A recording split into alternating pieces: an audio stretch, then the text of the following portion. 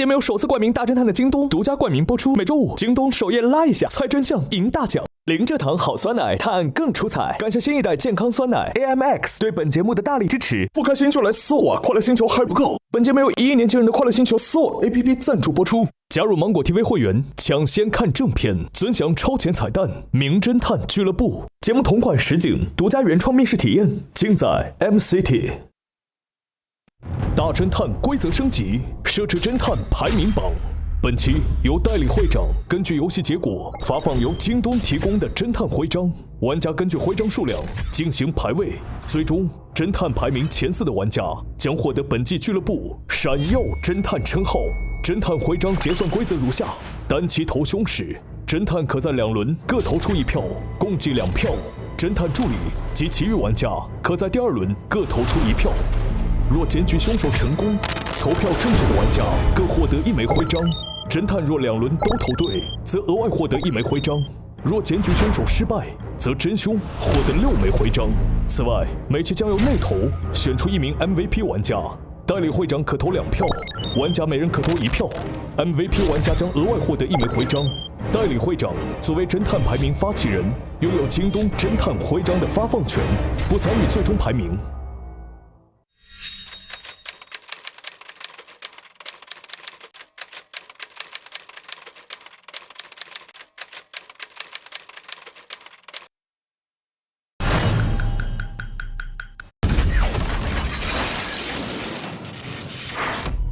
上一集，欧若拉和蒲鱼在海钓途中遭遇暴风雨。哇，这雨也太大了！大的雨呀！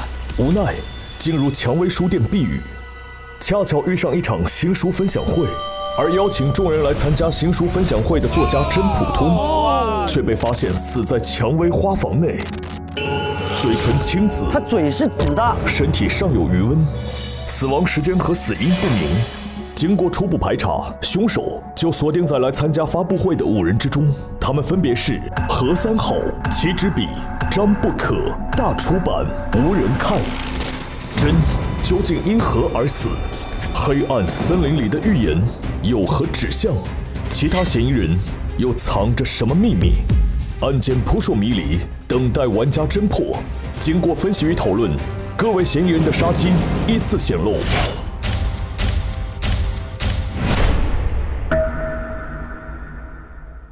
就是他们夫妻的关系已经很差了，对不对？然后这个时候呢，他们起草了一份离婚协议书，然后上面写的双方于2030年7月7日登记，然后现在夫妻感情已经破裂了。然后他们有一个协议，说1双方自愿离婚，2共同财产全部归女方所有，然后只有女方签字摁了手印，日期是2031年3月30日，然后男方的地方是空白的，是不是因为他一片痴情，依然想要保持这个夫妻的感情呢？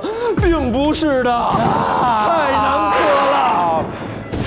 他这个时候在干嘛呢？他这个时候在芒果一下啥都知道，在上面搜索如何杀掉一个人看起来像自然死亡，以及妻子死亡遗产怎么分配。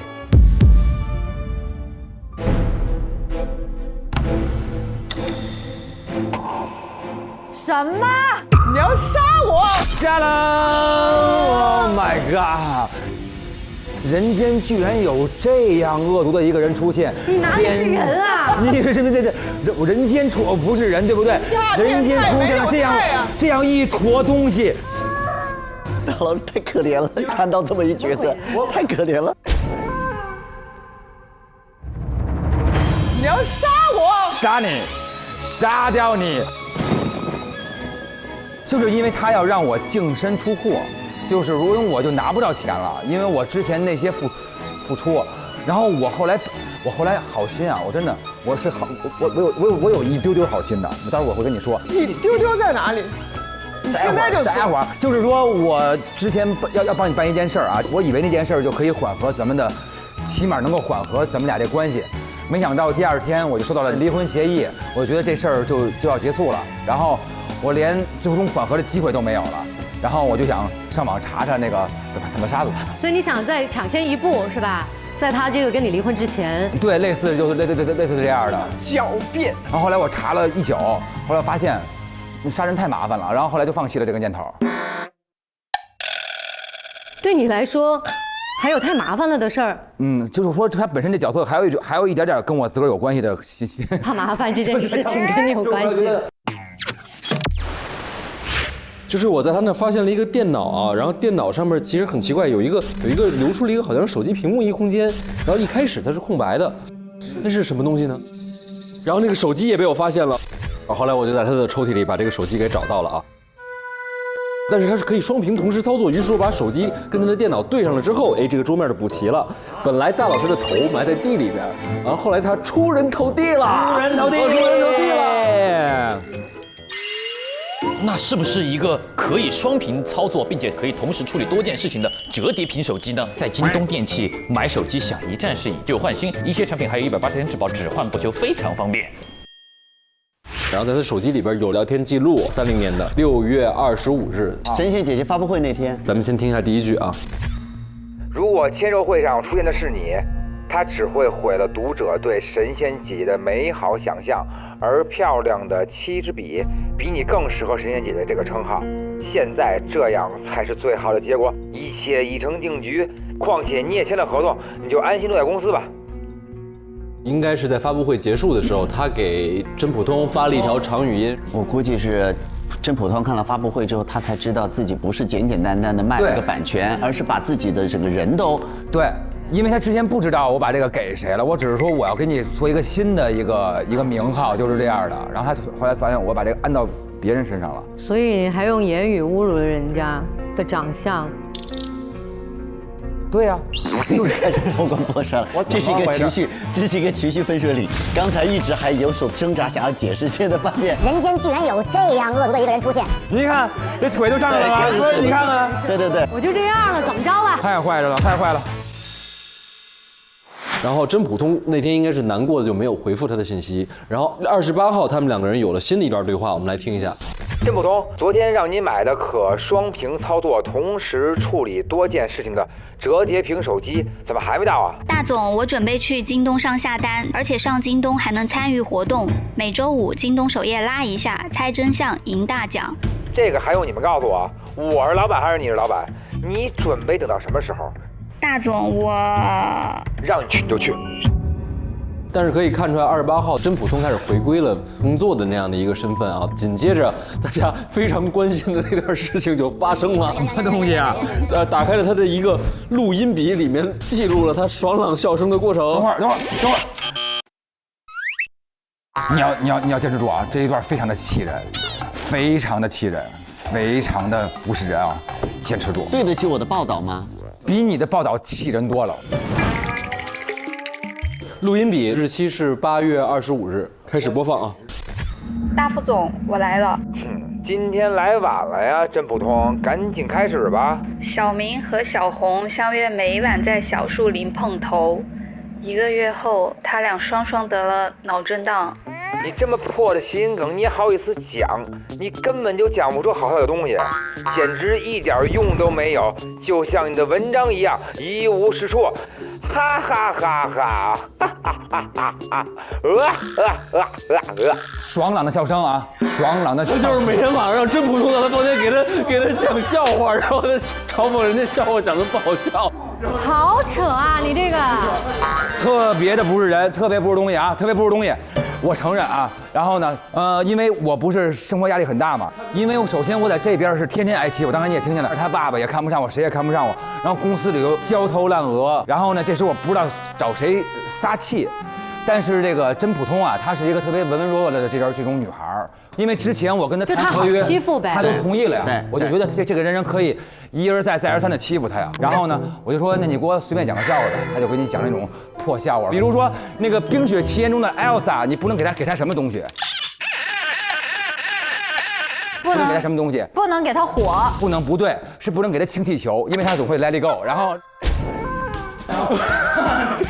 然后就是类似这样的烂笑话，烂完之后我就说这是什么破笑话，一点都不好听，我就骂他，他就开始哭。哎，他一哭，我发现激起了我恶魔的一面，我开心。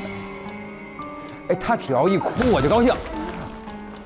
所以每天他一进你办公室，你就让他哭。这算一种虐待吧，精神虐待吧，情绪虐待，情绪虐待。对，然后我就是以此为乐，天天叫他过来讲笑话，骂他，羞辱他之后，我自个儿高兴。等一下，我就刚才确认的这个录音笔是大出版的录音笔啊。为什么你的空间里面会有一个录音笔，录下了你用就是精神虐待真普通的这个过程？还是就是你自己录的？你觉得这个特别开心？你每天还睡觉前要每天还要自个儿再听一遍。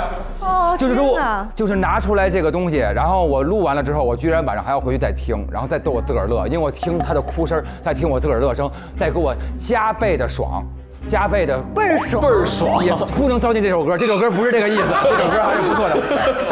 这是一个解心宽的歌， Sorry 但是我就是这么的极致的变态，就是这样啊。你怎么可以这样对真普通啊？哎呀，我现在突然觉得脑子有点缺氧，突然间就这么看你的脸有点重影了，供血不足被恶的感觉。心到了是吧？对对对看他，今天这个人设是7季以来最让人就是这不是又荒谬，对，就是怒火中烧的这样一个人设。坏的好荒谬，这太可怕了，大老师。我听的时候，我就说我有时候不怎么办呢？上升真人，然后我觉得完全不上任真人。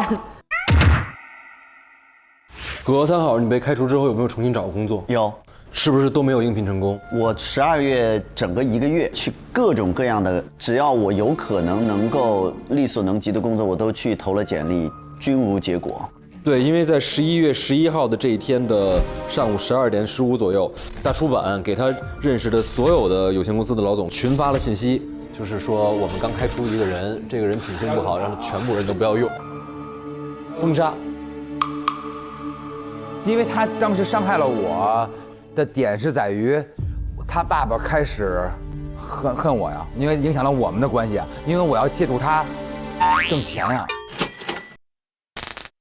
我这个财富密码解不开了，越来越紧，对啊。金枝比缺氧了。然后，也是一样看到了邀请函，在邀请函这个黑暗森林的动物世界里面，大出版在死者心中的形象是蛇。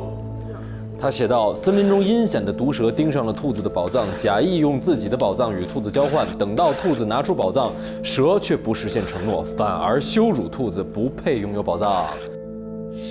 是不是非常的准确？就是他一直在羞辱他。在他的抽屉里发现了2张船票，跟我们不同的点在于他昨天来过。他昨天晚上7点半上的船，7点50登的岛。就我去找那个真了啊，找到他了吗？找着他了。然后，因为我的意思就是说，因为他不是后来一直写出东西来嘛，他老被那个大家骂嘛，不是？然后我就琢磨怎么能让他再能有作品，就是你说的一丢丢的善意，一丢丢。然后我就去找真，就想跟他说，你能不能把你现在写那东西再卖我一次？对。然后呢，我就反正你甭管我怎么着。他说你不能老逼着我了，然后你老逼着我，我就要去死。我说你死不死跟我没有关系，好吗？然后他就沉默了，然后我也知道他不敢。我说你甭管怎么着，你1周之内就要把大纲给我。你又在强迫他，并且对，我就要强迫追加他要东西。然后我就离开了，我就是想把那个东西再给他，让他能补上那个所谓的那个。你凭什么要挟他呢？我只是说你1周之内必须给我。你觉得你心理上优势，他就会听你的。对，因为之前我可能欺负人欺负惯了，我以为他们就是会听。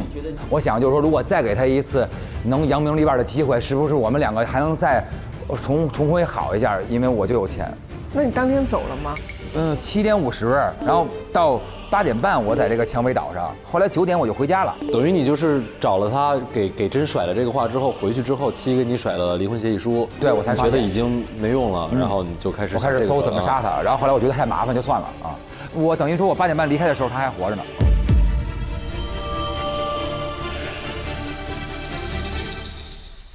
然后我就说说死者啊，就是他脖子上的勒痕。大概是这样的方向的，所以就是其实是被人这样拽，这样去勒，或者是这样上吊，然后他的嘴唇有青紫，然后他的手指尖也都有青紫，这个就完全符合窒息死亡的一个倾向，所以我觉得这个脖子上勒痕就是一个死因。但是我们看到他的时候，他是绑了一个丝巾的，那个丝巾是刻意在遮挡这个痕迹。然后接着在旁边的花盆里边，我就发现了最关键的那段作案工具，是一根带血迹的绳子。然后最后我就一直在注意，就是他那个房子里面有一个别的房子都没有的东西，就是温度计。它有一个是跟这个温度计对应的是这个蔷薇书店的一个温馨提示。蔷薇生长的适宜温度是在15到25度之间，请保持适宜的温度。如果蔷薇生活是15到25度，对吧？那个房间严重超标了，这已经到37度了。就是它有几种可能，一种比方说这种绳子连接处又是一个可融化的材质，37号让它融化，然后另外一种可能就是隐藏时间。就是让你感觉有余温是死后不久，其实可能死了很久了。也就是说，有可能是尸体是在昨天晚上就已经被干掉了，因为我们今天白天到目前为止没有人说见过真。对的。所以现在最后一个见到他的是8点半，就是你啊。到我这儿8点半，8点半之前他还活着啊。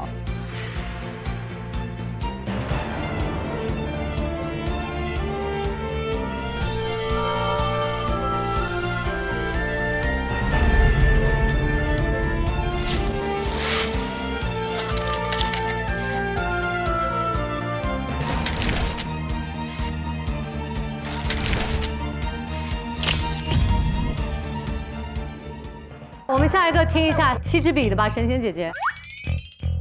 在我上来说之前，大家可能觉得大出版是目前最大的变态，对不对？在我说之后，可能会改变这个局面。首先映入眼帘的是一个盒子，这盒子里面珍藏着一块怀表，然后打开这个怀表之后，可以看到一家3口的合影。它这个怀表连着的有一个金色的片片，上面写着“幸福的家庭都是相似的，不幸的家庭各有各的不幸”。所以是不是说他的原生家庭就有某种的不幸？我2004年我出生在一个幸福的3口之家，父母经营着一家书店，家里大小事情都由母亲做主，父亲允许他做任何自己想做的事情。太棒了，爱妻啊！可在我8岁的时候，母亲突然离家出走了，后来我才知道母亲去寻找她的真爱。我的父亲在那之后变得郁郁寡欢，常常深夜酗酒，对着母亲的照片默默地唱起了那首歌。怎么忍心怪你？是我给你自由过了火。节目也不能有音乐就合唱。每当这个时候，我就躲去旁边囤书的地下室里，与书为伴。然后我在书里面看到了很多故事，这些故事里面描述的幸福家庭总是相似的，就是我们家以前的样子，而不幸的家庭各有各的不幸。于是我写下了这句话。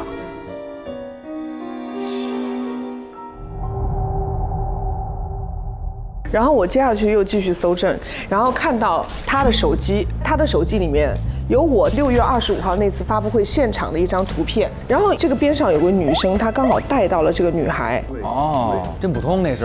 我不像大出版这样啊，只关注好看的皮囊。干嘛还这事儿还带我鱼干嘛？回踩干嘛？回踩！你妈猜我干嘛？你的罪猜我干嘛？你就别有情绪，今儿你这个人设，谁说什么都不为过。我就把我这一坨搁上了，哎，我这一坨就搁这了，头搁在这儿，谁过来踩两脚？对。然后1年前，也就是发布会那天，我意外的被旁边一个女孩吸引了全部的注意力。她哭了，然后她从我这要了张纸巾之后就离开了。然后对视的那一刻，我心动了，我内心深处的保护欲被瞬间点燃，也就是说，她需要我来保护。明白。到目前为止还是人啊，然后呢？你没有资格说别人。对，然后他被禁言了，有一玩家玩到一半被禁言了。哪儿都能猜我一下。接下去我发现他有个本子，记录着7月5号转角遇见你。几个重要的那个点啊，1点25分啊，他果然准时端着奶茶从店里推门而入，我立刻向他的方向走去，他准确无误地撞进我的怀里，他慌忙向我道歉，我笑着对他说：“没关系，就陪我一杯好喝到咩的噗噗茶吧。”他很惊讶地说：“这也是我最爱喝的噗噗茶。”我泡的茶，你泡噗噗茶。我还会泡茶呢。我觉得离谱，离大谱。然后呢，9月1号他们两个相识了，11月6号还有个亲密的肢体接触了，全是偶像剧桥段，挺能整事儿啊。我是一个艺术家。我再翻一页，他说，遇见他之后，我的占有欲一直爆棚。他很迷人，我很烦人。以后他的每一年、每一分、每一秒都会有我。然后，当我觉得这一切开始要往偶像剧的方向那种美好的那个临近的时候，在他电脑上也发现了一张图哈，真普通，所有生活的细枝末节，他通通都记录了。他跟踪了真普通，这就是说明我就是这样的人，我是稳步计划，对吧？我6月25日对他一见钟情，然后我7月5日开始慢慢观察他，偷拍他的照片，掌握他的喜好，一方面也是了解他，一方面也是计划，因为我喜欢一切尽在掌握之中掌握之中感觉。为什么我要这么谨慎，推进的这么慢呢？因为我的名字张不可，不可不仅仅是我的不可，不可还意味着你不可以对我说不可。害怕面对拒绝和失败，惊悚简直就是。如果要是别人跟你说不可，你会怎么样？什么意思？他会好喝到咩？这是不是一种碰瓷儿的行为？这是不是叫感情里的碰瓷儿？我觉得这是一种因为自己的原生家庭感情出现这样的一些背叛之后，他对情感有一种绝对控制欲，非常极端。到现在为止，我才知道为什么我们今天的主角叫真普通。所有人的故事里面其实是围绕一个普通的女孩。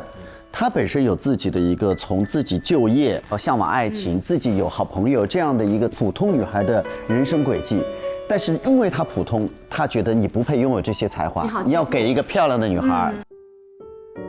我是因为我也普通，你也普通，所以我见不得你的进步。那你一定是用了别的什么方法，然后产生我的妒忌。而他的普通是因为只有你够普通，我才能够单方面决定所有事情。如果你稍微有点长处，你有可能就会超出我的掌控。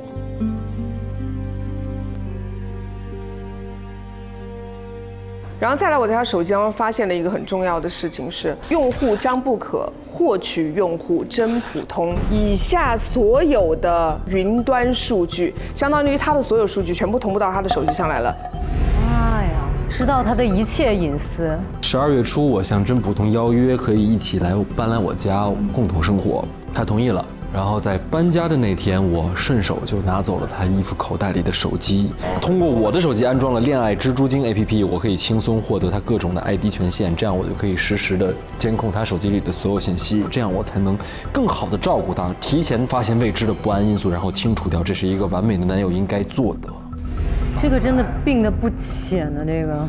而且他觉得他那就是爱，他们不认为他是病的哦。对啊，他爸爸那个就因为太自由了，所以他要反着来，这样就觉得这才是一种对爱更好的方式。说谁呢？我现在只是一个声音，好吗？我现在是个塑料袋，我已经飘得很远了。哗啦哗啦，来阵风给我飘走，再远一点。我现在是话外音，不要照我脸。我看到有一个在3月13号发的一条短信，是张 book 发给普通的。张 book 说这是怎么回事儿？然后是一条新闻，重磅可耻，光鲜亮丽的都市丽人竟敢欺负环卫工人泄愤。但是真普通回答：你有什么资格管我？你也不是什么好人。首先他敢判断他不是好人，所以他好像知道点什么。从3月5号开始，我时常回家之后发现他最近总不在家，我就怀疑他出轨。然后我开始更加的关注他的一举一动。在3月12号的时候，我看到了那条新闻，我觉得他很无助，他需要我的帮助。于是，在3月13号，我装作不知情的样子跟他聊天。一开始我在试探啊，说最近有什么事儿吗？或者是有什么不开心吗？我发现他在隐瞒，我就很愤怒，我拿出新闻，我说这样的事儿你都不告诉我吗？然后他说你有什么资格管我？你也不是什么好人。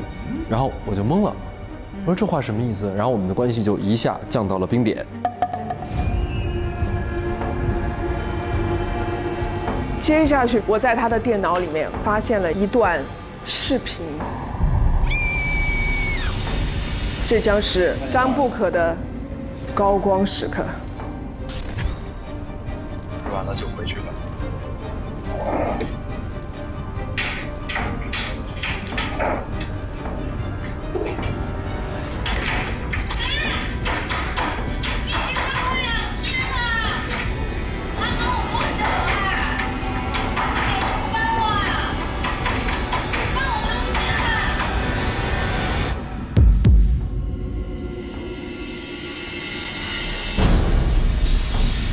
这个家庭监控的日期是3月17号的中午12点30分左右，也就是说，差不多3月15号左右啊，他就已经一直在他家了。那就求孕多久就不知道了。你好可怕，你怎么会是这样的人？我还能是什么样的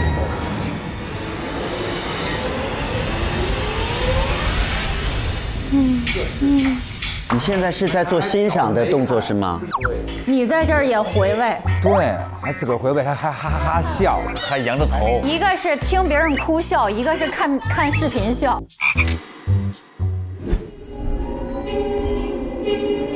这样不好吗？你看他说这样不好吗？没有脸 ，no face， 为什么叫不可？对不对？我来讲一下啊，回来讲一下啊，回来讲一下啊。3月15号，我打开电脑，我发现我电脑里面所有装着他信息的文件夹都被打开过。我质问他是不是动过我的电脑？他一开始有点慌，然后大喊大叫要和我分手，我就彻底被激怒了。我要保护你，居然要跟我分手，我就收走了他所有的物品，把他关进了房间里。我觉得他太不懂事了，我做这一切都是爱他。如果他产生要离开我这种错误的想法，我就让他在房间里好好的反省一下。更何况现在网上在网暴他，他出门都不安全。然后我在家里装上监控，我在书店也可以通过电脑更清楚地关注他，所以我把他关在里面，是防止他遇到外面的暴力。这个是来自于在张不可家真普通的手机里面，他所有的社交账号，他已经进不去了，都是登录失败了。3月18日，我从书店回家，他竟然从家里逃跑了，没有带任何的物品。他走了之后，我就在找他，然后我发现他所有的账号他就都不更新了。然后呢，就是我们通通都收到的一个来自真普通的黑暗森林新书分享会的邀请函。然后这个大家内容应该是一样的，但是它的小故事影射的仍然不一样了。这一次的小故事名字叫做《狼》。他披着光的外衣，藏起自己的獠牙，如暗影般穿行于兔子身后。有一天，兔子发现了狼的獠牙，它决定离开，并告诉森林里的每一个小动物。狼却说：“我不过是想成为你最好的朋友。”所以他并没有去在乎被爱的那个人的感受。可能不是某一个人直接让他死亡，但是每一个人都是。这是我们每个人的故事，可是今天最后还是有人真的动手了。对。那么到底是谁？但是我真的没有杀鸡。哎，我也没有。我觉得现在他的确实还没有杀鸡，他是要控制他，但是他并没有要杀掉他，除非他发现了他真的有出轨的实锤或者怎么样，他才会有杀鸡。但现在目前还有的就是证明他9点半，然后从 M 市来到了传票，对，传票，今天的啊，对，今天的宜家住的是01号房间，然后这个就是所有张不可的这个房间里面的事情。然后另外在公共区域，我发现一个很奇怪的事情，在公共区域的那个前台的桌子上有一个所有人都可以打开的一个医药箱一样的东西，是，然后里面有一个叫做血糖滑梯的东西，普通人切勿服用，服用过量会导致头晕、恶心、全身乏力。所以有没有一种可能是他在勒他或者怎么样的之前，已经让他进入到一个昏迷的状态？这个到时候因为我们确实没有在现场看到特别多挣扎或者打斗的痕迹。对。所以这是我掌握到的所有的搜证线索。谢谢。下一个。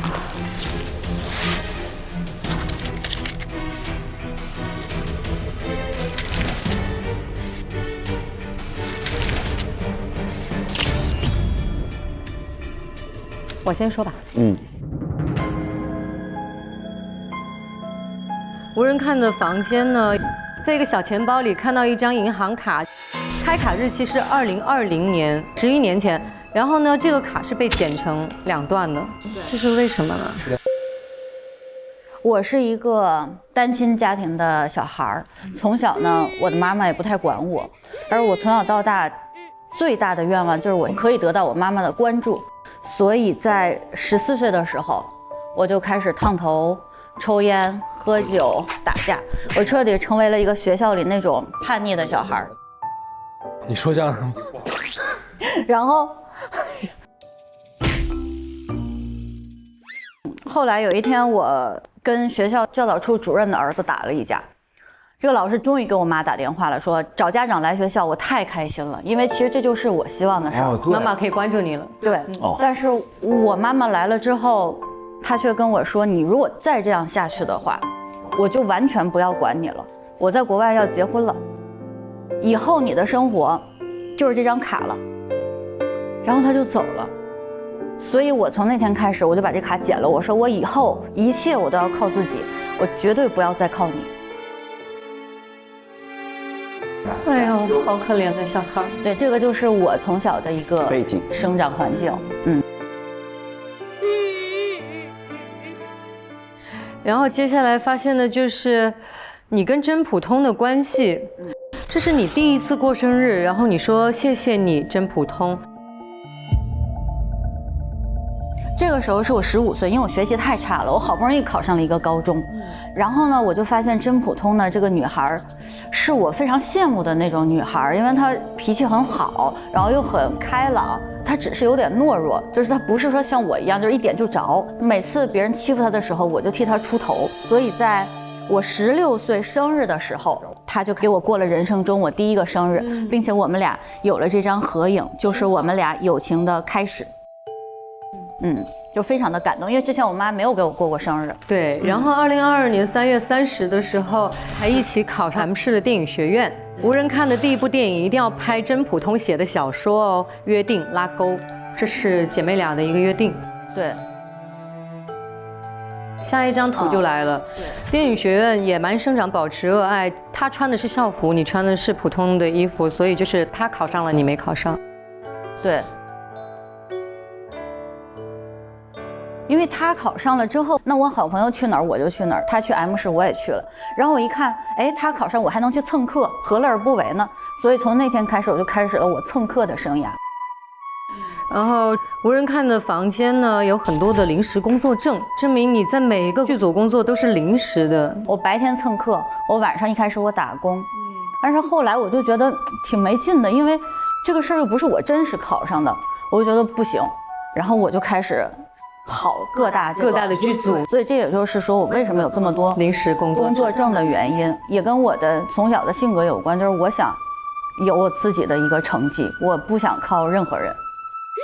然后发现一张照片是你们俩在一个餐厅里，2029年的9月2日，真普通还戴着皇冠，是不是给他过生日啊？然后把这个照片给撕开了。关系裂了。对，那个时候呢，真告诉我说，他成功入职了 MG 的出版社，他非常开心，我也很替他开心。我就说这样，我闯荡社会，我也有一定的人脉，我就联系了我的一个经理，我说我给你过个生日，咱们呢庆祝一下。那天大家都很开心，到结账的时候，我就到旁边一桌，就是跟人家拼酒。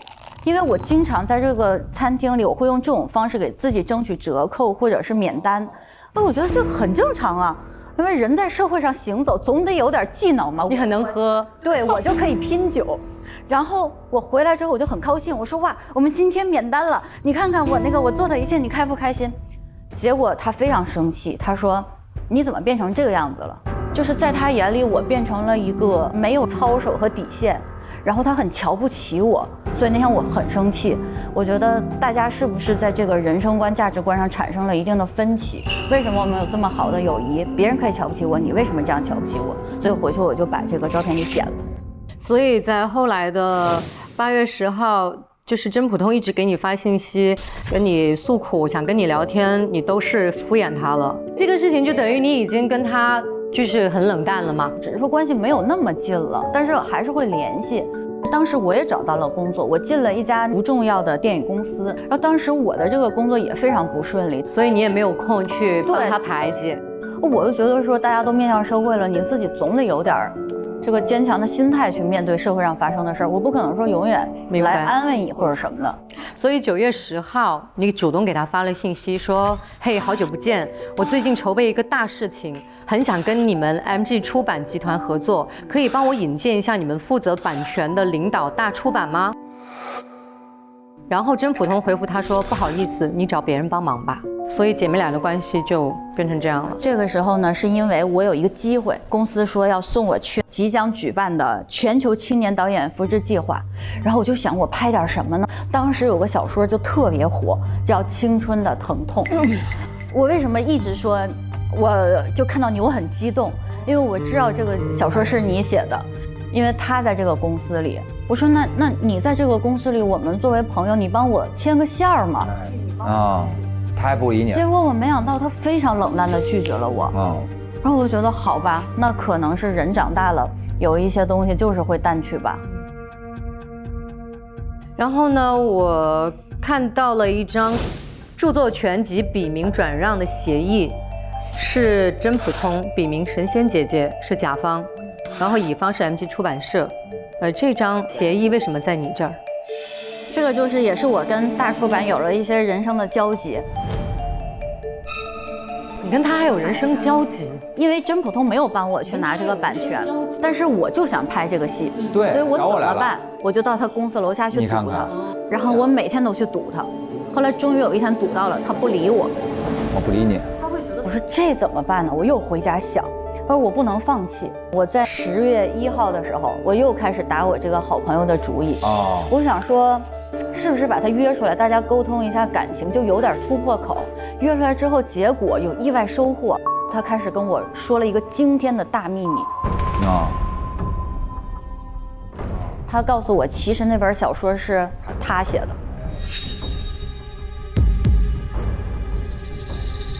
然后我说那你为什么不说是你写的呢？他说因为我签了一个合约，然后他就把这个合约给我看。我当时就说这样不行，你现在明明就是被欺负，你把这个合同的原件给我，然后我帮你找律师，把你该拿的都拿回来，我帮你把这个真相公布于众。但其实现在想起来，当时我的心态很不好，因为我真实的想法并不是想帮他。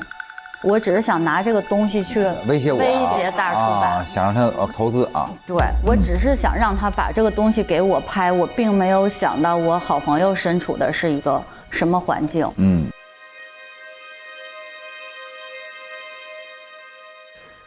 然后这个里面还有一个版权影视化项目评级的资料，是内部资料禁止外传的，你为什么会有这个？因为我拿到了这个之后，我就如获至宝嘛。然后我10月5号，我又信誓旦旦的去堵大出版，逮我去了。他依然不理我，然后我就在他身后喊：“我有那个神仙姐姐的秘密，你信不信？”然后他突然间就开始停下了。然后塑料袋定住了啊。对。然后呢？他就突然说：“我可以把这个机会给你，但是赞助我不管，你去想办法自己拉。”明白。所以这个内部的资料是他给你的啊？是吗？对。我其实觉得这个就是我这辈子拿到的一个，我可以出人头地，我可以完成我从小梦想的一个救命稻草。但是我是随手从桌上拿了几份版权影视化的投资资料给他啊。你不是说是你公司机密吗？我当然要这么说了，我多不是人啊，这塑料袋里。因为他突然间跟我喊了一句，他说他知道神仙姐姐的真相，我是为了保护你。塑料袋，就拿这个项目打发他，空了，彻底空了啊！对，打发走了。但事实上，你明明知道这本书不是他写的呀。但是我不管呀。他只想能把这事拍成嘛。现在回想起来，是不是有点？我是事业型辣妹。这期真的人品都不咋地，都是辣妹。当当当当当当当当当。无人看的这个事业线。刚刚起来要断了，我就没起来过，没起来。侦探，我觉得这个是导致他跟这个真普通的关系继续恶化的原因。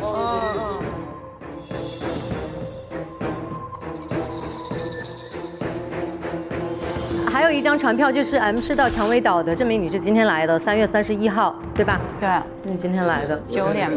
电脑里面有一个真普通的新书分享会的邀请函，你的是刺猬，年少时单纯美好的相处让他们不分彼此，可惜却最终走失在了成年社会的尔虞我诈之中，而被刺伤肚皮的兔子只能暗自神伤，默默舔舐伤口。我承认我在很多时候，尤其是长大之后，我急功近利了，然后我太站在自己的角度去思考了，我忽略了友情，而我也单方面的觉得说，好像18岁以后，人的性格就变成了分水岭吧，可能人生观、价值观就不一样了。我是被一些东西迷失了，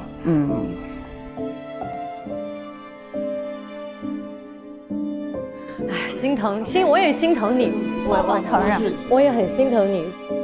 如果他们之间没有误会的话，他们小时候的理想就实现了。无人看的第一部电影一定要拍真普通写的小说哦，约定拉钩。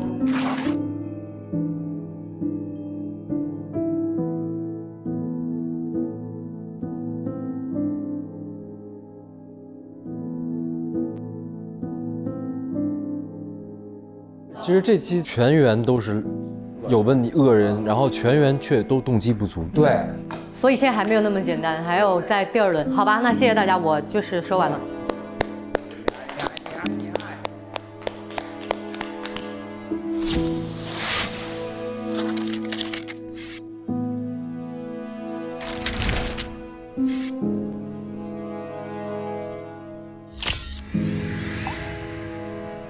首先进到真普通的房间，第一个不可避免的是一瓶快乐丸，这是一个缓解抑郁的药物。我今天在知道他的这么多故事之前，我其实对他是有恨的。我觉得他的种种举动导致一个不公平的竞争，甚至导致了我失去我的工作，进而导致我失去了我人生唯一的支柱是我的母亲。所以呢，我是恨这个真普通的。但是呢，现在听了这么多故事，我觉得她是一个非常非常可怜的女孩。而且呢，我也觉得说这一案有一个很神奇的地方，就是他对我们每个人其实都有杀机。所以为什么今天他死了，就有可能有人发现了他的杀机。我觉得这个一定要请大家注意。在桌上有他今天要分享的这个书的样章，有一个尾声。这个尾声，我觉得如果有谁看到，有可能会现场起杀机。普通渺小平凡的生命，只能任人宰割吗？兔子带着伤痛，黯淡死去。总有一天，他们会受到命运的审判。罪孽重的动物会被利刃扎进肉体，鲜血浸染蔷薇。每个动物都认为自己无罪，但每个动物都有罪。2031年3月30日，昨天刚写完的这一篇。如果有人看到这个，他知道兔子要有所动作，他要报仇。兔子急了。这就是有可能有人会产生杀机的原因。然后他的房间里面还有这个书店婴儿闻名的一本书，叫做《失声的蔷薇》。我们来听一下终章写的什么：月上出弦，关在笼子里的小夜莺向蔷薇倾诉：蔷薇啊蔷薇，我想去看看大海，我愿意用我的鲜血滋养你，让你的花更漂亮。我其实没有完全能够读懂这篇文章大概的寓意，但是这篇文章是真普通来这之前就已经读到的。他可能在这里面受到了一些什么样的启示，或者是形成了他自己的一个计划。我觉得在他的中篇文章里面写着兔子带着伤痛黯淡死去，他也没有想活着离开这里，但是他一定要让伤害过他的人付出代价。他觉得的自由也可能是用死作为解脱，但是他会用鲜血来让这里的蔷薇变得更加的鲜艳。这是这个《失声的蔷薇》这本书里面写到的。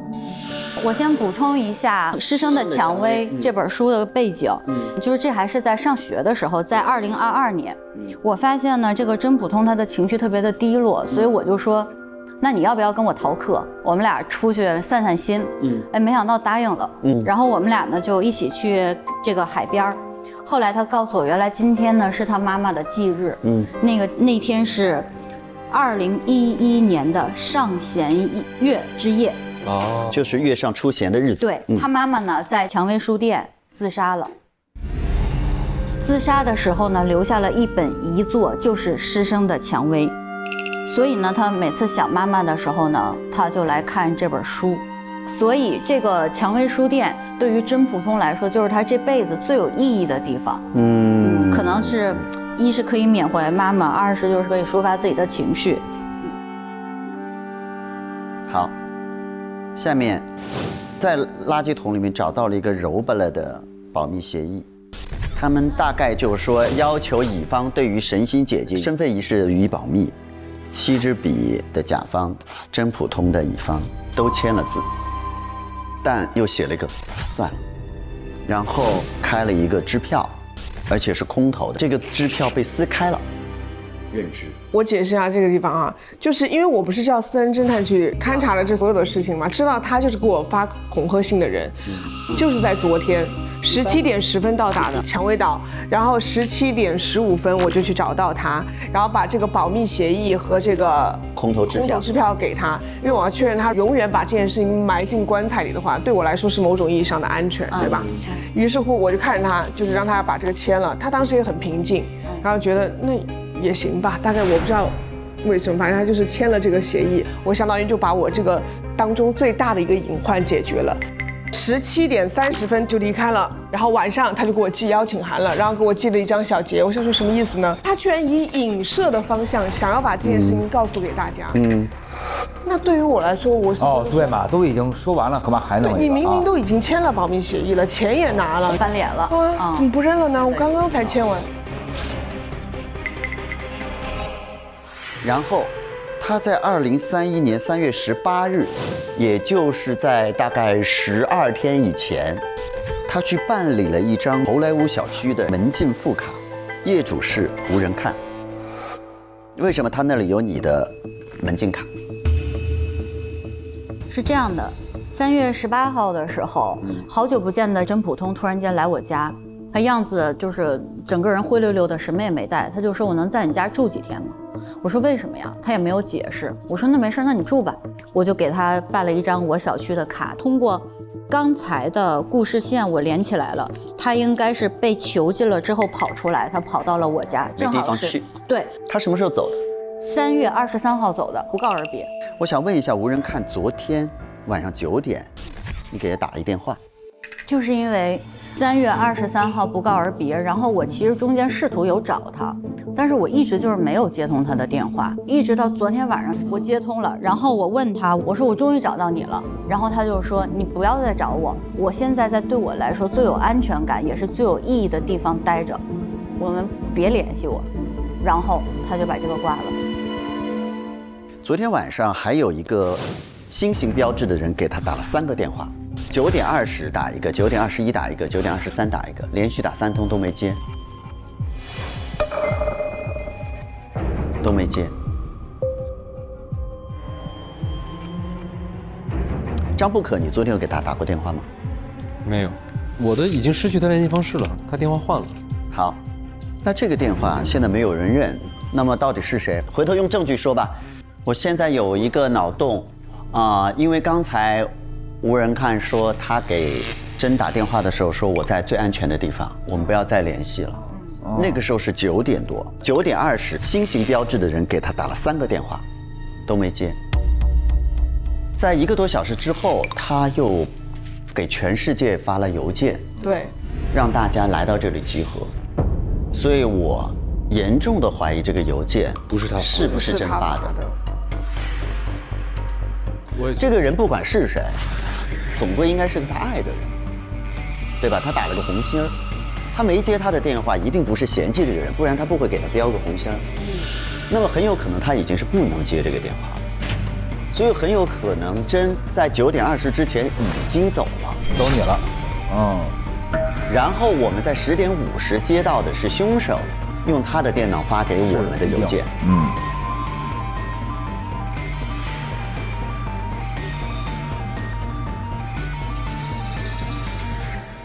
另外，我还有一个我一直不能够解释的，就是对不上的一个信息，在支持我的这个猜测。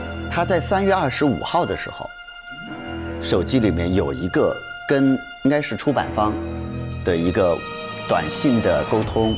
我正在写一本新书，想出版。你的新书写的是什么故事？讲的是一只小兔子和4个小动物之间的故事。我们考虑一下，他的书里面只有4个小动物，没有5个。我们提到了蛇、杜鹃鸟、袋鼠、狼、刺猬，5个。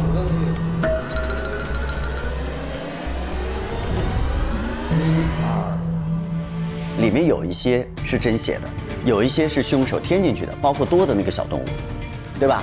多的那个小动物很有可能是凶手本人。我觉得对不对？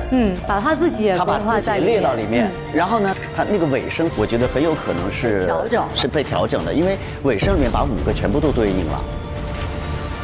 当然，这只是一个小的猜测。对，我刚才也觉得，就是您刚才说到他对我们所有人有杀机嘛，但是你复盘一下，真对他有杀机吗？至于吗？我觉得如果只有4个小动物的话，刺猬可能不会在里面。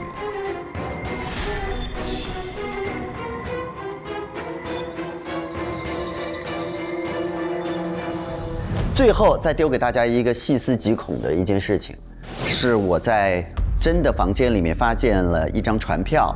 这张船票是昨天的晚上10点50出发，11点10分到达。有人昨天晚上11点10分来了，他是欧侦探。你昨天晚上就来了，你怎么来了？你来干什么来了？你是那个打给他电话的人吗？因为我认识他。我这侦探都有秘密了吗？他不但认识他，而且你应该去到他房间了，对吗？对。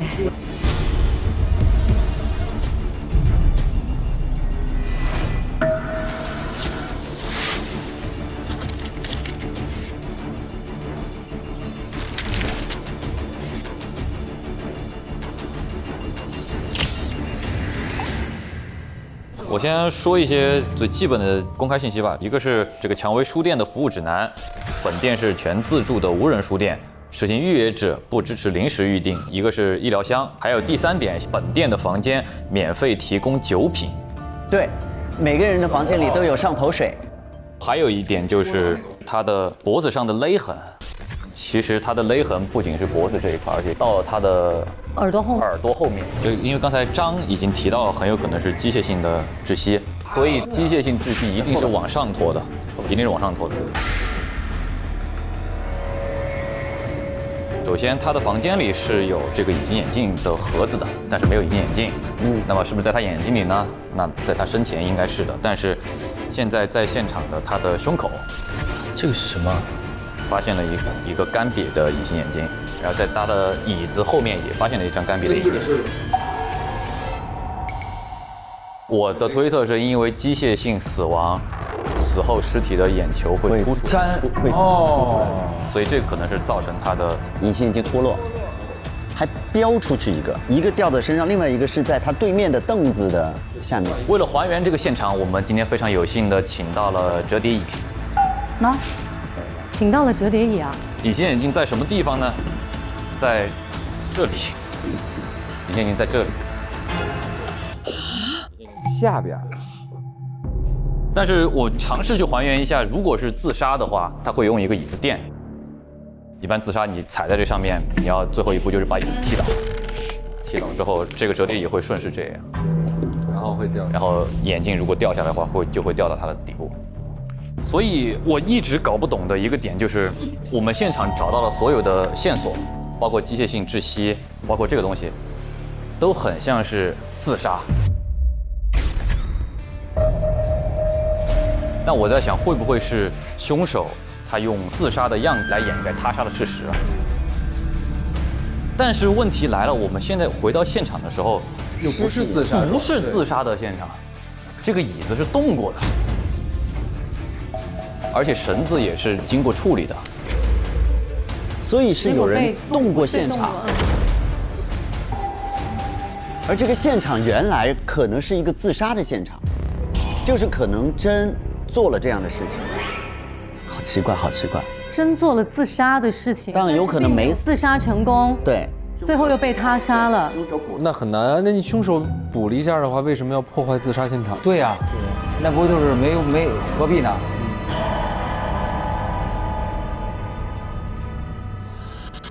然后还有就是在真的房间里面有一个还没有打开的一个密码锁锁住的本子。对，它是一个4个数字的密码锁，它锁了一个笔记本。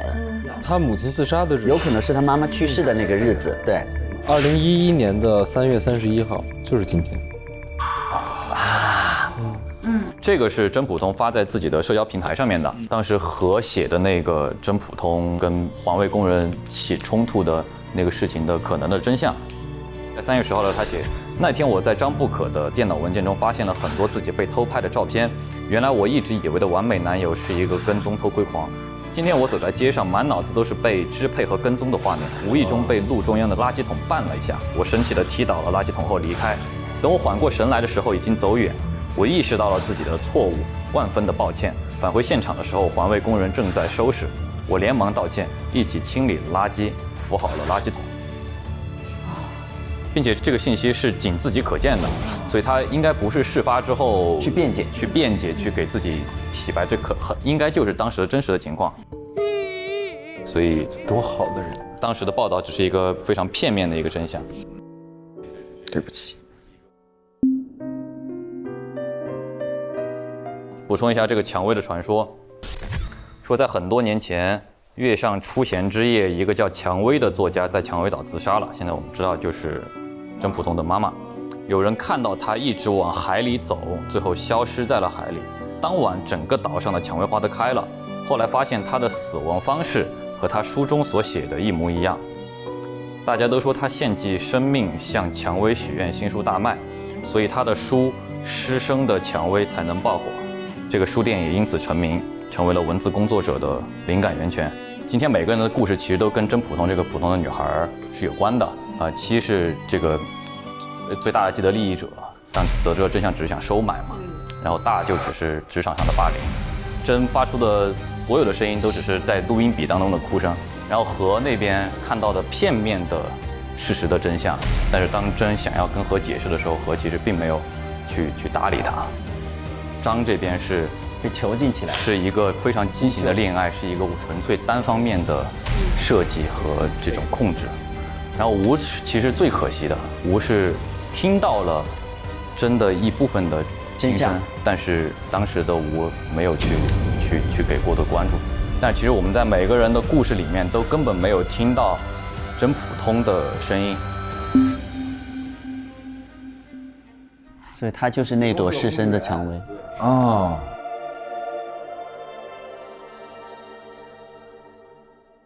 不过今天我们就要听到他的真实的心声。最后一点，在死者的手腕上发现了一个手链，手链上面写了一个 O。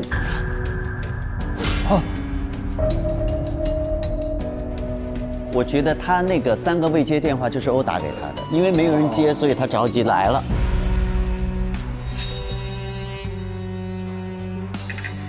对，其实我认识他，我昨天晚上来看到他的时候，他已经是不太好的样子。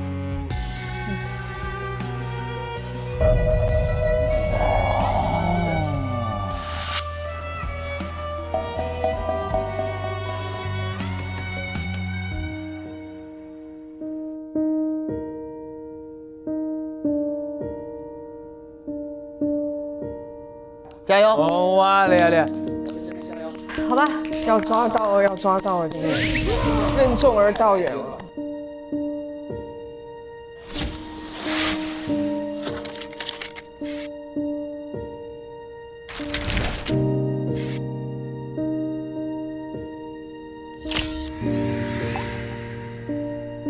但是我觉得从投票上来说，侦探也进入这个故事，那就先不投了。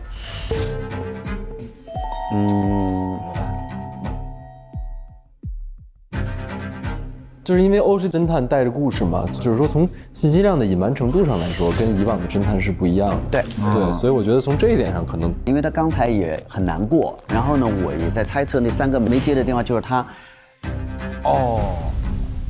所以我们先暂时取消侦探这一轮的投票，然后等后面故事的发展，我们再来商议，看是侦探补票还是按照待会儿的情况来投下去，可以吗？或者下一趴取消侦探，然后又突然变成了别人，哇，取消不了。好厉害！因为小普在呢。小普在哪啊？小普要上位的感觉来了，上位了。下一轮就他了。开始密室。哦，打雷下雨了，又停电了。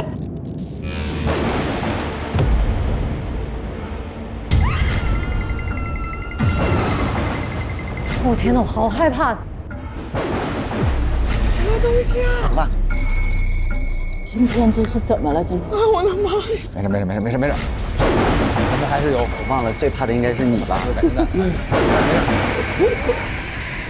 大家别慌，根据我多年的经验，应该是天气原因造成的电压不稳。吃饭的时间快到了，目前看来仍然是疑点重重，在座的每个人除了我之外都很可疑。为了确保大家的安全，大家就回到自己的房间休息一下。10分钟之后，晚上5点钟，我们一起吃晚餐。根据我多年的经验，暴风雨应该马上就过去了。吃完饭我们再继续讨论。太精彩了。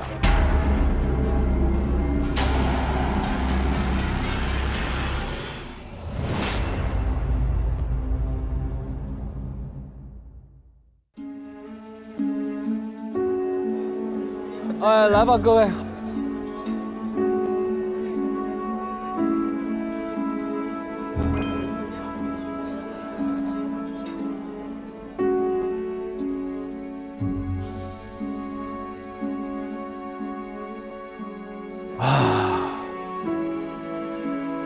谁反正破案也得先吃饭呀，对吧？还有什么心情吃饭的？你说？对呀，现在真的是压压惊哎。那各位，我们喝一杯蔷薇上头水。大家都喝一点吧。来吧，好，来。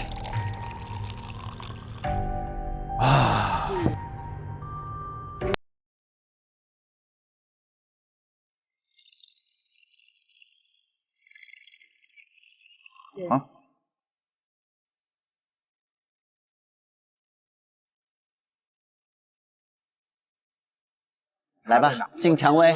好，敬蔷薇了，敬不普通。哎，行了，进步普通，真普通不普通。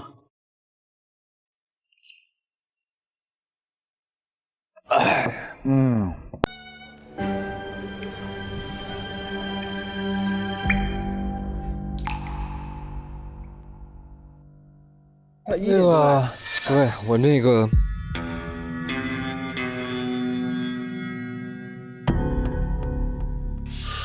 那个，蔷薇上头水喝的有点上头了。啊？我担心这个头晕会影响一会儿的思考，我先回去休息了。呀？你咋说走就走呢？这人，他说他上头水喝的有点多。那这样，那大家就都回去休息一下吧，休息到晚上7点钟，然后再继续搜证。走吧，走吧。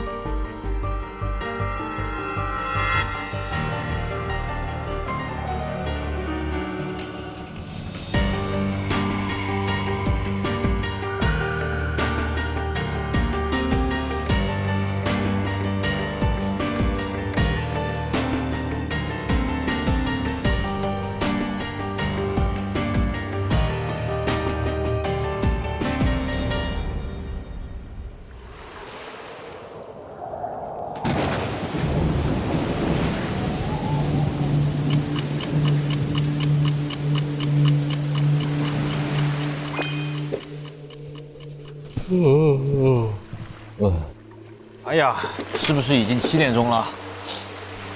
叫他们起床吧。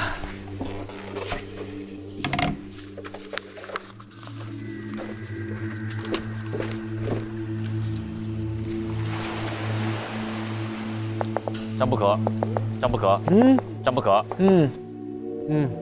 张不可在吗？在，出去破案了啊！头还晕不？不晕了，不晕了。好奇怪啊！奇怪在哪儿？喝了之后睡不着觉，一直晕晕乎乎的，然后很快就醒了。啊，这是大出版的房间。大出版，大出版，大出版，大出版，大出版，开门吗？没关系，我有万能卡。唰，叮咚。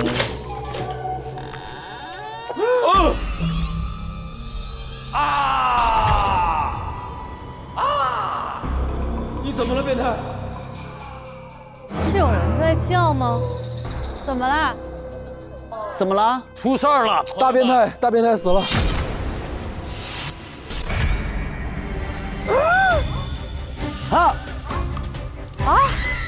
什么？死了！不错，哎，你老公罪有应得。你终于不用担心财产了我呀。真的是哇，谁干了这么好的事儿？我疯了。下了，我买特别的不是人，特别不是东西啊，特别不是东西，太坏了，太坏了。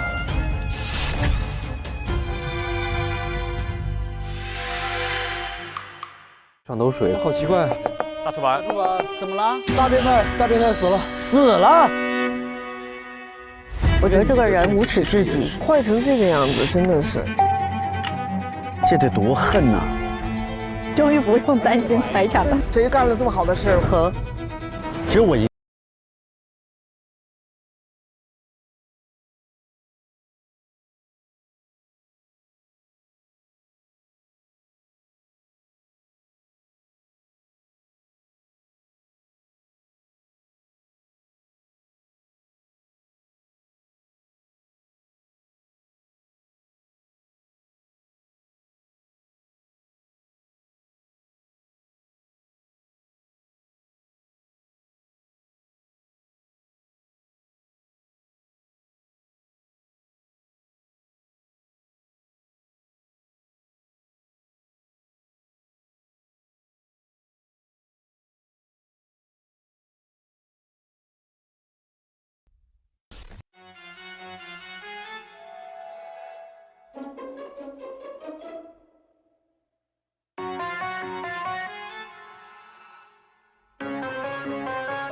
京东好物来加码，破案神速又潇洒。本节目由首次冠名大侦探的京东独家冠名播出。洁白的纱，涉暗藏穿梭，嫌疑人活，无辜者在面具之下，对错善恶随时调换角色。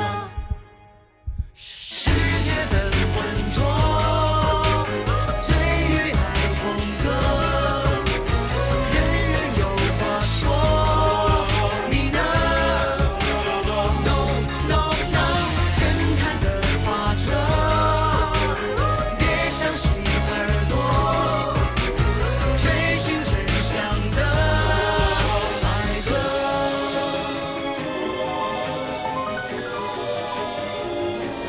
更多精彩内容尽在新浪娱乐微博综艺、新浪综艺。关注微博官方账号“大侦探”官微，查收节目超多高能瞬间。上微博搜索节目“大侦探”话题页，参与更多精彩互动。感谢首席合作媒体新浪娱乐微博综艺、新浪综艺。首席合作新闻媒体新浪新闻，战略移动资讯平台网易新闻、网易娱乐、网易谈新社，短视频互动平台抖音，深度知识合作平台秒懂百科，世界如此简单，短视频合作平台快手，新闻客户端合作一点资讯、Zaker、澎湃新闻，案情看不够，上 QQ 阅读探索更多悬疑小说。